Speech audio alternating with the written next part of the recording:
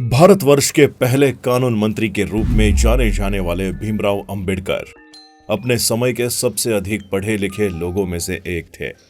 इन्हें भारतीय संविधान के जनक के रूप में भी जाना जाता है, लेकिन इनकी मृत्यु आज भी लोगों के लिए एक रहस्य बनी हुई है। आखिर इनके जीवन के अंतिम दिनों में इनके साथ क्या हुआ और क्या कारण था जो अचानक बाबा साहब की मृत्यु हो गई। तो दोस्तों चलिए आज के इस वीडियो में हम जानते हैं डॉक्टर भीमराव अंबेडकर की मौत से जुड़ी कुछ अनसुनी बातें।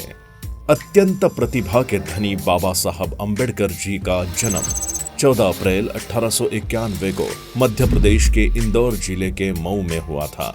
आज के समय इन्हें डॉक्टर भीमराव अंबेडकर के नाम से जाना जाता है, लेकिन इनका पूरा नाम भीमराव रामजी अंबेडकर था। भले ही इनका जन्म मध्य प्रदेश में हुआ था, लेकिन इनका परिवार मराठी था। बाबा साहब ने अपनी शुरुआती शिक्षा भारत की आर्थिक राजधानी कहे जाने वाले मुंबई शहर में पूरी की। इसके बाद ये अपनी हाई स्टडी के लिए लंदन शहर रवाना हो गए, जहां आज के समय लोगों को एक पीएचडी डिग्री लेने में पसीने छूट जाते हैं। तो वहीं बाबा साहब ने 4 पीएचडी डिग्रियां हासिल की थी, और जब बाबा साहब ने अपनी शिक्षा को पूरा कर लिया तब वो भारत में आकर कानूनी जुड़े कार्यों से जुड़ गए। वो दलितों के हर एक दर्द को अपना दर्द मानते थे। इसीलिए बाबा साहब अंबेडकर ने अपना संपूर्ण जीवन दलित समाज के उत्थान के लिए समर्पित कर दिया, और समाज के दबे कुचले वर्ग के लिए इन्होंने आरक्षण व्यवस्था पर भी काफी ज्यादा जोर दिया। इनका मानना था कि जब तक आप सामाजिक स्वतंत्रता हासिल नहीं कर लेते, तब तक कानून आपको जो भी स्वतंत्रता देगा वो आपके किसी भी काम नहीं आने वाली। और ये बात शायद ही आपको पता हो कि बाबा साहब अंबेडकर को कई तरह की गंभीर बीमारियां थीं, जैसे उन्हें डायबिटीज, ब्लड प्रेशर, अर्थराइटिस जैसी कई बीमारियां थीं। यही कारण था कि इनका शरीर समय के साथ बेहद कमजोर होता जा रहा था, और अर्थराइटिस के कारण ये काफी ज्यादा परेशान रहते थे। इनकी पहली पत्नी रमाबाई का एक लंबी बीमारी के कारण 1935 में ही निधन हो चुका था। वहीं इनका बेटा इन्हें छोड़कर मुंबई रहने लगा था, जिस कारण बाबा साहब काफी ज्यादा अकेले पड़ गए थे। और जब ये संविधान को लिखने का महत्वपूर्ण काम कर रहे थे, उस समय इनकी तबीयत काफी ज्यादा खराब होनी शुरू हो गई। लेकिन संविधान को पूर्ण करना भी इनके लिए काफी ज्यादा महत्वपूर्ण था। इसलिए इन्होंने शारदा नाम की एक महिला डॉक्टर को अपनी देखभाल करने के लिए नियुक्त कर लिया। डॉक्टर शारदा एक ब्राह्मण परिवार से आती थी, और जब डॉक्टर शारदा को बाबा साहब ने अपनी देखभाल के लिए नियुक्त किया, तब डॉक्टर शारदा इनकी बातों से काफी ज्यादा प्रभावित हुई, और उन्होंने अपनी किताब में लिखा है कि समय के साथ हम दोनों के बीच बातें बढ़ती चली गई। साहित्य, समाज, घर आदि विषयों पर बातचीत होती थी। कभी कभी हमारी बहस भी हो जाती थी, और डॉक्टर अंबेडकर बहुत ही ध्यानपूर्वक मेरे द्वारा दिए गए सभी तर्क को सुना करते थे, और बाद में अपने सभी विचार मेरे समक्ष रखते थे। इसी तरह से धीरे धीरे बाबा साहब अंबेडकर और डॉक्टर शारदा के बीच अच्छा खासा तालमेल बैठ गया, और 16 मार्च 1948 को बाबा साहब अंबेडकर ने डॉक्टर शारदा से कोर्ट मैरिज कर लिया। और इस बारे में बाबा साहब ने एक पत्र में लिखा है कि सेवा आदि के लिए किसी नर्स या घर संभालने वाली औरत को रखने पर लोगों के मन में शंकाएं पैदा होनी शुरू हो गई, जिस कारण से शादी करना सबसे ज्यादा उचित विकल्प था। इसके आगे बाबा साहब अंबेडकर लिखते हैं कि यशवंत की मां की मृत्यु के बाद मैंने शादी न करने का निश्चय किया था, लेकिन आज के हालात में मुझे अपना निश्चय छोड़ना पड़ेगा। वही बाबा साहब डॉक्टर शारदा को प्यार से सविता कहकर बुलाया करते थे, जिस कारण से बाद में डॉक्टर शारदा का नाम सविता अंबेडकर पड़ा। सविता ज्यादातर समय बाबा साहब के साथ ही बिताया करती थी, लेकिन 6 दिसंबर 1956 को बाबा साहब अंबेडकर हमेशा के लिए इस दुनिया को अलविदा कह देते हैं। बाबा साहब अंबेडकर की अचानक मृत्यु होने के कारण हर कोई हैरान था।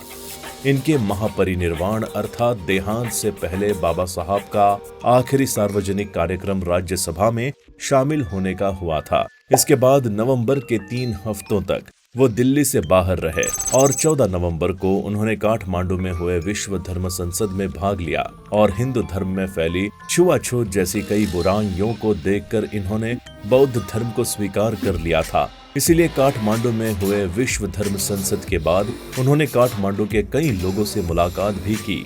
सविता अम्बेडकर ने लिखा है कि बाबा साहब ने भारत लौटते समय बुद्ध के जन्म स्थल लुम्बिनी का भी भ्रमण किया और जब वो दिल्ली लौटे तो काफी ज्यादा परेशान हो चुके थे। इसी कारण बाबा साहब दिल्ली संसद के शुरू हुए नए सत्र में नहीं जा पा रहे थे, लेकिन इनकी जिद के चलते 4 दिसंबर को इन्हें राज्यसभा की कार्यवाही में ले जाया गया और दोपहर तक बाबा साहब पुनः वापस आ गए।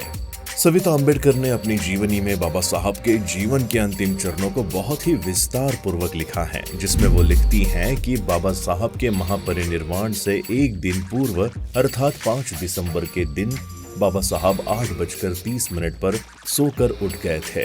इसके बाद माई साहब अर्थात सविता अम्बेडकर इनके पास चाय लेकर गई और दोनों ने एक साथ चाय पी और बाबा साहब के रोज के कामों में इनकी मदद की। इसके बाद इन दोनों ने साथ में नाश्ता किया और घर के बरामदे में बैठकर थोड़ी देर तक बातें भी की।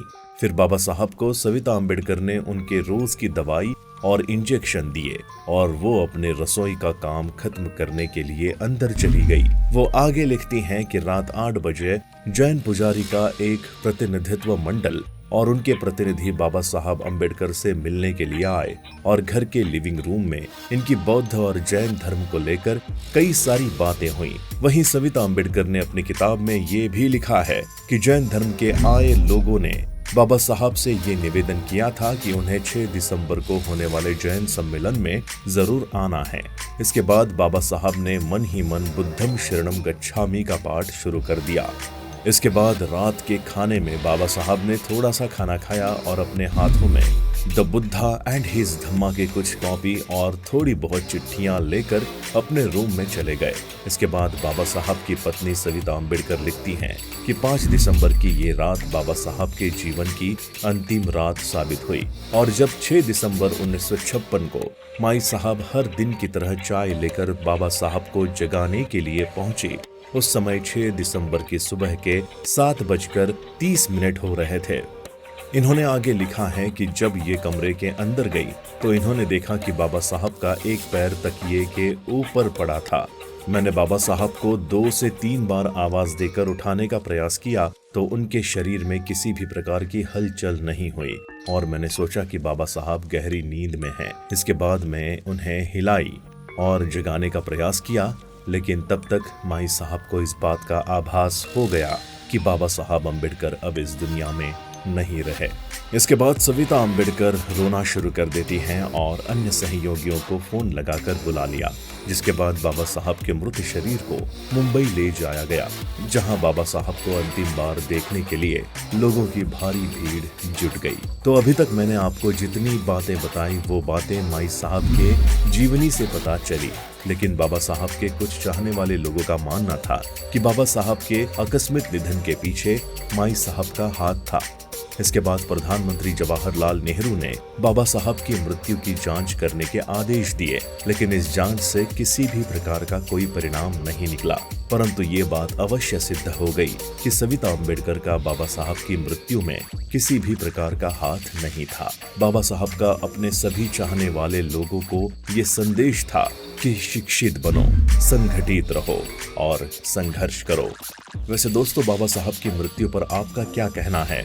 कमेंट बॉक्स में हमें जरूर बताएं। आज का वीडियो पसंद आया हो तो वीडियो को लाइक और शेयर करना बिल्कुल भी ना भूलें और चैनल को सब्सक्राइब कर लें।